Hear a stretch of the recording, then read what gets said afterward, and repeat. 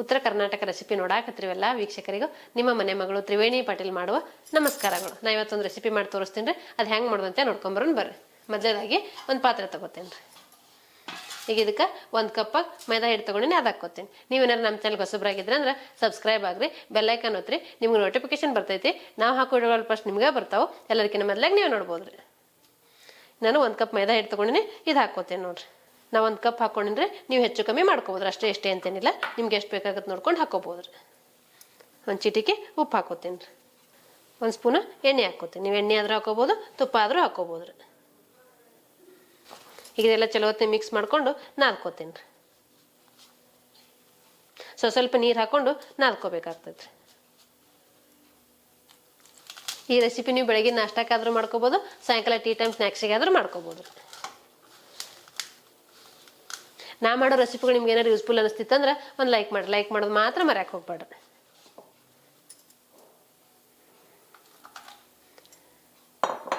ತೀರಾ ಅಷ್ಟು ಗಟ್ಟಿನೂ ಬೇಡ್ರಿ, ತೀರಾ ಅಷ್ಟು ಮೆತ್ತಗೂ ಬೇಡ, ಮೀಡಿಯಮ್ ಹದದಲ್ಲಿ ನಾದ್ಕೋಬೇಕಾಗ್ತೈತ್ರಿ.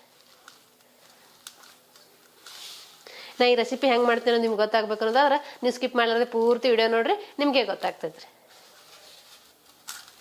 ನಾ ಈಗ ಮೈದಾ ಹಿಟ್ಟು ನಾದ್ಕೊಂಡು ನೆನೆಯಾಕಿಡ್ತೀನಿ ರೀ. ಇದೊಂದು 10 ನಿಮಿಷ ನೆನಿಬೇಕ್ರಿ.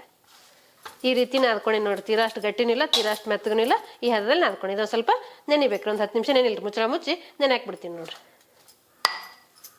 ಈಗ ನಾನು ಹಿಟ್ಟು ನೆನೆಯಾಕ್ಬಿಟ್ಟಿನಿ ರೀ. ಹಿಟ್ಟು ನೆನಿಲ್ರಿ, ಇದಕ್ಕೆ ಮಸಾಲೆ ರೆಡಿ ಮಾಡ್ಕೊಂಬರ್ತೀನಿ ರೀ. ಈಗ ಒಂದು ಮಿಕ್ಸಿ ಜಾರ್ ತೊಗೊಂಡಿನಿ. ಈಗ ಅದಕ್ಕೊಂದು 5-6 ಹಸಿಮೆಣಸಿನ್ಕಾಯಿ ಹಾಕೋತೀನಿ ನೋಡ್ರಿ. ಸ್ವಲ್ಪ ಬೆಳ್ಳುಳ್ಳಿ ಹಾಕೋತೀನಿ ರೀ. ಸ್ವಲ್ಪ ಶುಂಠಿ ಹಾಕೋತೀನಿ ರೀ. ಸ್ವಲ್ಪ ಜೀರಿಗೆ ಹಾಕೋತೀನಿ ರೀ.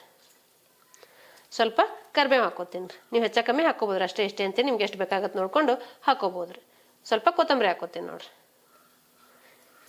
ಇದಕ್ಕೂ ಸ್ವಲ್ಪ ಉಪ್ಪು ಹಾಕೋತೀನಿ ರೀ. ಮುಚ್ಚಳ ಮುಚ್ಚಿ ನುಣ್ಣಗೆ ರುಬ್ಕೊಂಬರ್ತೀನಿ ರೀ.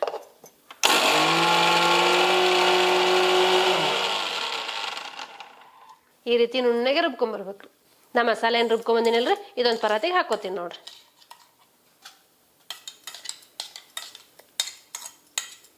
ಈಗ ಇದಕ್ಕೆ 1 ಕಪ್ ಕಡ್ಲೆ ಹಿಟ್ಟು ಹಾಕೋತೀನಿ ನೋಡ್ರಿ. ಇದು ಹಸಿ ಕಡಲೆಬೇಳೆ ಹಿಟ್ರಿ. ಸ್ವಲ್ಪ ಎಳ್ಳು ಹಾಕೋತೀನಿ, ಬಿಳಿ ಎಳ್ಳು ಹಾಕೋತೀನಿ ನೋಡ್ರಿ. ಇದೆಲ್ಲ ಚಲೋ ಹೊತ್ನಾಗೆ ಮಿಕ್ಸ್ ಮಾಡ್ಕೋತೀನಿ ರೀ.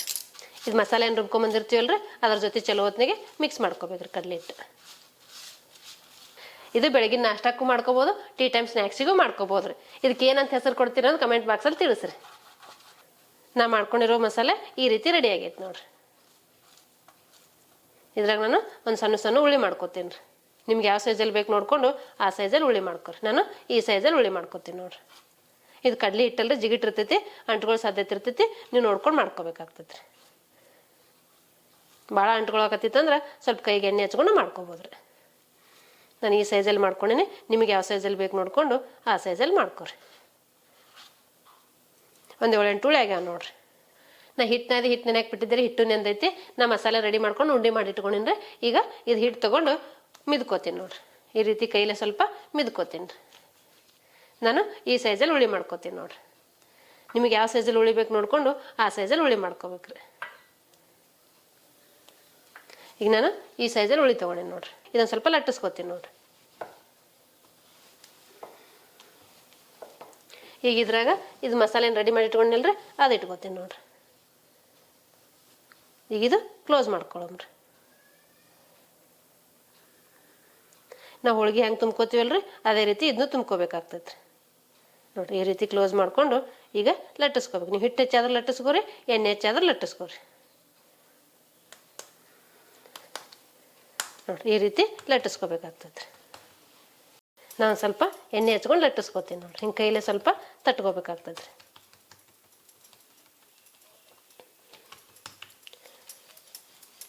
ನಿಮ್ಗೆ ಯಾವ ಸೈಜಲ್ಲಿ ಬೇಕು ನೋಡಿಕೊಂಡು ಆ ಸೈಜಲ್ಲಿ ಲಟ್ಟಿಸ್ಕೊಡ್ರಿ. ನಾನು ಈ ಸೈಜಲ್ಲಿ ಲಟ್ಟಿಸ್ಕೋತೀನಿ ನೋಡ್ರಿ. ಇದೇ ರೀತಿ ಮಿಕ್ಕಿದ್ದೆಲ್ಲ ಲಟ್ಟಿಸ್ಕೋತೀನಿ ರೀ. ಈಗಲ್ಲಿ ಎಣ್ಣೆ ಕಾಯಕ್ಕೆ ಇಡ್ತೀನಿ ರೀ. ನಾ ಇಷ್ಟು ಲಟ್ಟಿಸಿ ಇಟ್ಕೊಂಡಿನ್ರಿ.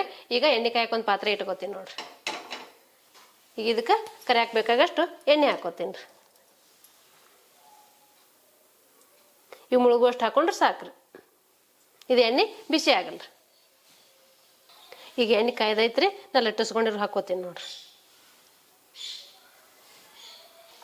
ಇವನು ನೀವು ಮೀಡಿಯಂ ಫ್ಲೇಮಲ್ಲಿ ಇಟ್ಕೊಂಡೆ ಫ್ರೈ ಮಾಡ್ಬೇಕಾಗ್ತೈತ್ರಿ. ಹೈ ಫ್ಲೇಮಲ್ಲಿ ಇಟ್ಟು ಮಾಡಿದ್ರೆ ಮೇಲೆ ಮಾತ್ರ ಫ್ರೈ ಆಗ್ತಾವ್ರಿ. ಇದನ್ನ ಹಸಿ ಖಾರ ಹಾಕಿರ್ತೀವಲ್ರಿ, ಒಳಗೂ ಫ್ರೈ ಆಗಬೇಕು. ಹಾಗಾಗಿ ಮೀಡಿಯಂ ಫ್ಲೇಮಲ್ಲಿ ಇಟ್ಕೊಂಡು ಫ್ರೈ ಮಾಡ್ಕೋಬೇಕಾಗ್ತೈತೆ. ನಿಮ್ಗೆ ಎಷ್ಟು ತಳ್ಳಗೆ ಬೇಕು, ಎಷ್ಟು ದಪ್ಪ ಬೇಕು ನೋಡ್ಕೊಂಡು ನೀವು ಲಟ್ಟಿಸ್ಕೋಬೋದ್ರಿ. ಇವು ಭಾಳ ತಳ್ಳಗೆ ಮಾಡಕ್ಕೆ ಹೋದ್ರೆ ಹರಿ ಸಾಧ್ಯತೆ ಇರ್ತಾವ್ರಿ, ನೀವು ನೋಡ್ಕೊಂಡು ಲಟ್ಟಿಸ್ಕೋಬೇಕಾಗ್ತೈತ್ರಿ. ಈಗ ಇದು ಫ್ರೈ ಆಗೈತ್ರಿ, ತಕ್ಕೋತೀನಿ ನೋಡ್ರಿ. ಎಷ್ಟು ಮಸ್ತಾಗಿ ಫ್ರೈ ಆಗೈತಿ. ನೀವು ನಿಮ್ಮ ಮನ್ಯಾಗ ಮಾಡ್ಕೊಂಡು ನಿಮ್ಮ ಅಭಿಪ್ರಾಯ ತಿಳಿಸ್ಬೋದ್ರಿ. ನಾ ತೊಗೊಂಡಿರೋ ಒಳತಿಯಲ್ಲಿ 1 7 ಆಗ್ಯಾವ್ರಿ. ಈ ರೆಸಿಪಿಗೆ ನೀವೇನು ಹೆಸರು ಕೊಡ್ತೀರಿ ಅನ್ನೋದು ಕಮೆಂಟ್ ಬಾಕ್ಸಲ್ಲಿ ತಿಳಿಸ್ರಿ. ಇದಕ್ಕೆ ಖಾರ ಪೂರಿ ಅನ್ಬೋದು, ಖಾರ ಹೋಳ್ಗೆ ಆದರೂ ಅನ್ಬೋದು. ಇದಕ್ಕೆ ನಿಮಗೆ ಏನಾರು ಬೇರೆ ಹೆಸರು ಗೊತ್ತಿತ್ತು ಅಂದ್ರೆ ತಿಳಿಸ್ರಿ ಕಮೆಂಟ್ ಬಾಕ್ಸಲ್ಲಿ. ನೋಡಿದ್ರಲ್ರಿ ವೀಕ್ಷಕರೇ, ಖಾರ ಪೂರಿ ಮಾಡೋದನ್ನ. ಈ ಖಾರ ಪೂರಿ ಮಾಡೋ ಪದ್ಧತಿ ನಿಮ್ಗೆ ಇಷ್ಟ ಆಗಿತ್ತಂದ್ರೆ ಒಂದು ಲೈಕ್ ಮಾಡಿರಿ, ಶೇರ್ ಮಾಡಿರಿ, ಕಮೆಂಟ್ ಮಾಡಿರಿ, ಸಬ್ಸ್ಕ್ರೈಬ್ ಆಗ್ರಿ. ಧನ್ಯವಾದಗಳು.